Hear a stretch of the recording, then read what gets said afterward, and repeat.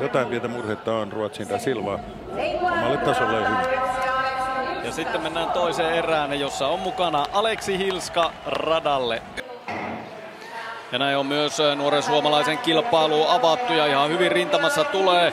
Brügger radalta 6 juoksee kovaa kyytiä, irrottautuu muista, mutta Hilska tulee tuossa rintamassa niin ikään voittajan takana ja voitto aika vasta tulee Hilskalle 11.25. Hän juoksee ennätyksensä ensimmäiseen lajiin. Ennätys oli 11.38 Hilskalla ennen tätä.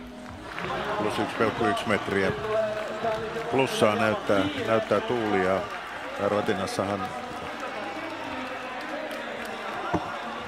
Sitten Hilskan hyppy.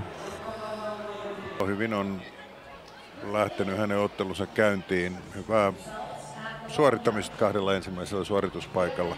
Aleksi Hilska, päivä lähtenyt 10 ottelulla ja 3 lajia takana. Oot siellä 11. Miten summaisit tätä alkupäivää?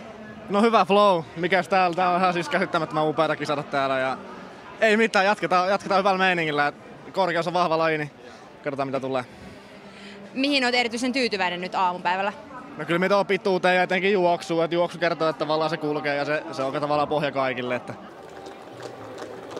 Sitten otteluun Hilska 1,82 m menee hienosti suomalaisella suhteessa muihin, että nuoli saattaa olla ylöspäin. Ja Aleksi Hilska ottelussa 15. Ennätys.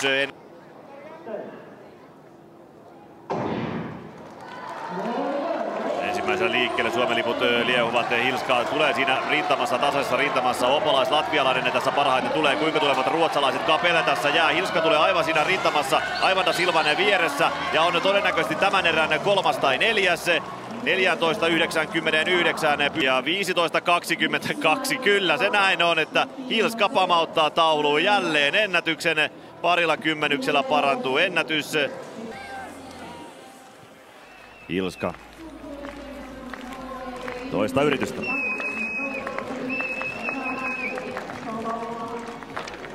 Ja sieltä mennään yli 4.20 ja Malaiselle takaisin. Joo, pitäisi heittää ennätys. Hilskalla 68.48 on Hilskalla 65.20.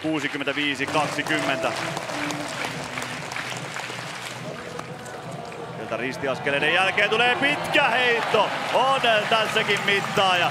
Ja näille 2 lukemat. Se on tasan 68 metriä. Se on hieno heitto. Kova urakka kyllä.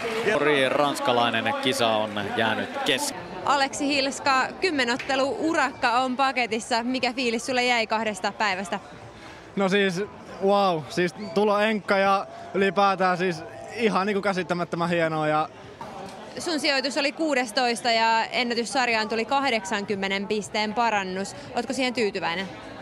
No ehkä ennätyssarjan siihen parannukseen en ole tyytyväinen, että olisin toivonut paljon enemmän vielä siihen ja kunto viittaa siihen, että pystyy paljon parempaan, mutta ei voi valittaa, ei voi vaan valittaa. Kuinka paljon tämä kotiarvokisakokemus antaa sulle virtaa eteenpäin? Ihan siis älyttömästi, ihan siis.